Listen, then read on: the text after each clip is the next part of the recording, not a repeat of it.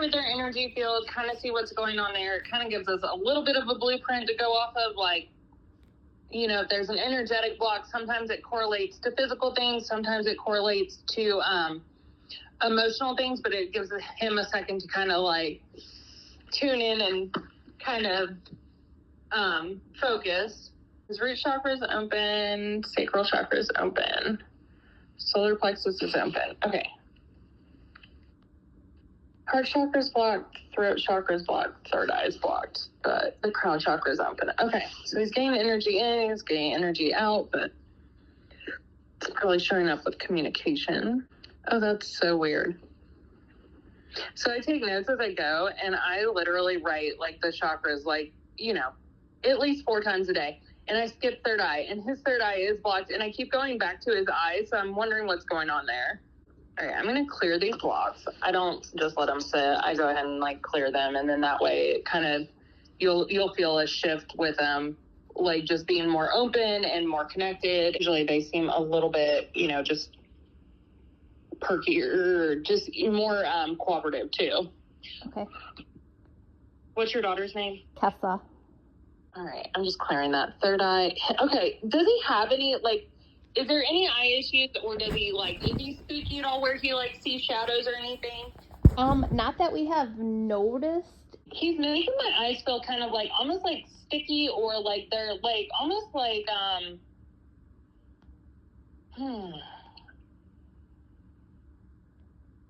He's only 12, though, so I'm not too worried about, like, just keep an eye on it. If he starts spooking a little bit, sometimes, like, their stomach correlates with their eyes, or, you know, like, sometimes their eyes show up. You're not really in that, well, he's out of Texas, though, so sometimes it shows up with, like, EPM. So if you ever notice him getting, like, dull and not cooperating and just really, really, really disconnected, I would check for, like, EPM. Just because he came out of Texas, like, you know, I'm going to do some clarity around the eyes, though. But yeah, sometimes when they get stomach ulcers, sometimes their eyes get funny. I don't know, like, the scientific reason for that, but, like, it just seems to show up in their eyes when their stomach's off balance. It's not showing up like that, so I'm really trying to figure out why his eyes are showing up. So, you know, like, all right, it could be just, like, allergies. Like, it could just be, like, his eyes get a little funny, like, he gets, you know.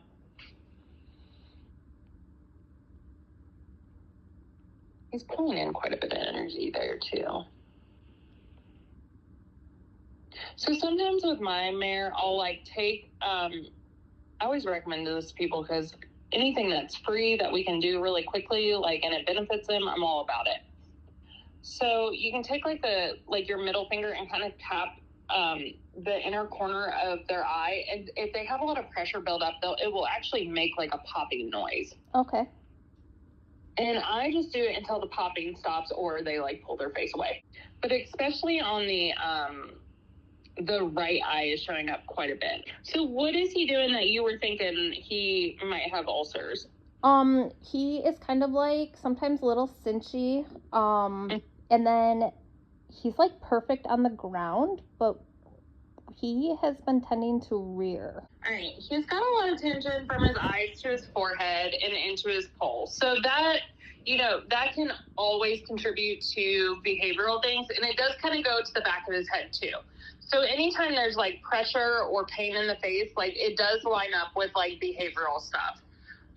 Might be worth getting him adjusted and really asking the chiropractor to, like, look at his, to really look at his face, because sometimes they start at the pole and don't look in front of it. Okay. His sternum's showing up a little bit, which might be part of the cinchiness. It does kind of go into his stomach, but his withers aren't really highlighting. His mid-back is. Face, pole, back of the head. And then sternum. And then mid-back. And as soon as I got to where I was checking the back end, the front end kind of went like this, like, numb kind of feeling. But what would connect that? Has he had any issues with his left stifle? Yeah, that's showing up like just a little off on the left side. That I would probably magnawave that or do some sort of PEMF or beamer boot, something like that. I would say so, just as like a continued, like, you know, just to get any inflammation out, anything residual out. Because I really want to know why when I got to the back end, it showed up in the front. Bones? Mm-hmm. She injected them. On the front? Yeah, so I don't know if you want a new updated picture maybe? No, it's okay. They did the left coffin bone though? Both of them. Both of them. Okay, it's showing up more on the left, but it's really weird that when I get to the back, it highlights in the front. And I'm really trying to figure out what would like go, you know, from there to, you know, trying to connect the dot of why I got to the back if you pointed to the front. When did he get injected? Just on Wednesday. Okay. Yeah, that makes sense. So I treat injections like Botox, like it takes a couple weeks for it to take full effect energetically showing up. So like, don't freak out that it's still showing up while I'm reading, because to me, I treat it like Botox, and like a week out, it's not going to be fully settled. You know, once you get to the 2-week, 3-week mark, if it was still showing up, I'd be more concerned. Okay. So don't think like, oh, it didn't work. Treat it like it doesn't settle instantly. I'm just going through some of the nerves and putting like really calm energy, because I'm wondering if that's why it kind of ping-ponged back up to the front from the back. So did they think he was kind of like, what got them to inject the coffin bones? What were they seeing? She did x-rays, because she said first she like did like a lameness eval, and she said that he in his fronts she wasn't happy with, so then she did a nerve block and lunged him and had him trot and stuff, and then she said she was really happy with how that looked. So then she said, let's do injections in his coffin bones. Okay, perfect. Yeah, I think there's a little bit of like nervy energy going on too, which that could show up, you know, the way that it kind of shot down the front leg. I think, you know, that's what you're looking at, and sometimes they get a little like, it doesn't instantly fix everything, and so then they have to like relearn that it doesn't hurt anymore. I think some of it could have been from him breaking that bone on the back left, and then him being a little bit more sensitive. Like he could have damaged the nerves in the front end, compensating, keeping weight off the back. Right. You know what I mean? Like when they're healing, weird stuff happens. Or if they had to lay him down or anything like that, it can put pressure on the nerves, which I'm wondering if they laid him down and put pressure on the front end. Yeah, the nerves just kind of keep coming up, especially in that front left. And I'm just wondering if that's just coming up from, I think what's happening is there's a little bit of anxiety around pain now. So I'm just clearing that. I'm just trying to let them know that like that did get injected. That will start feeling, you know, like 100% better with that. So just kind of letting them know that shouldn't be causing him pain in the lower part. Because it's really weird. I'm a very visual person, so I went looking for an image, and it's so weird because this image kind of perfectly shows what I saw when I was like going towards the back end. It like showed up in the nerves in the front end. So I'll send that to you. Just like, it's not so much what the image says, but the way that they showed like the spinal cord coming back, or, you know, and then down the leg is really weird, because as soon as I got towards the back, like towards his butt, it showed up front end. Okay.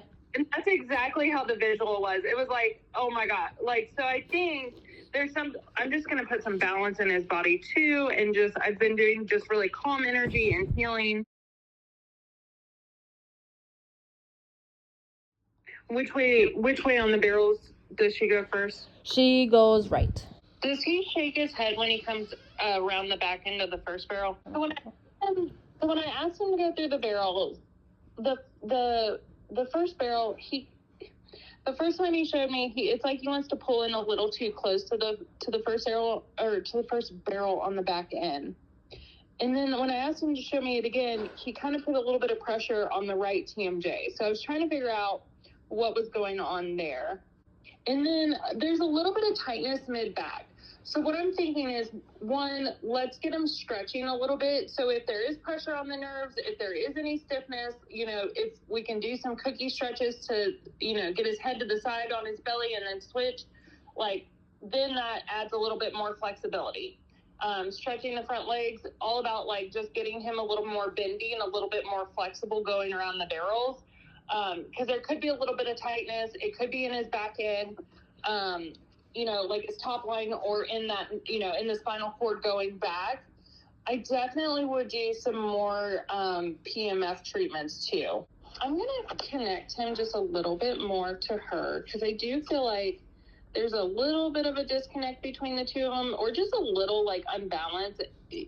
Partly it could be him physically being unbalanced, but then we add, a younger rider, and that can just become, very, very, just apparent. Yeah, we'll just do some harmony between the two of them and some balance between the two of them. And then there's just this little bit of lack of direction too. So he may think he's right, and she may think she's right. Or how old is she? She just turned 11, so that's something we've discussed a lot too, that she kind of sometimes sends them mixed signals.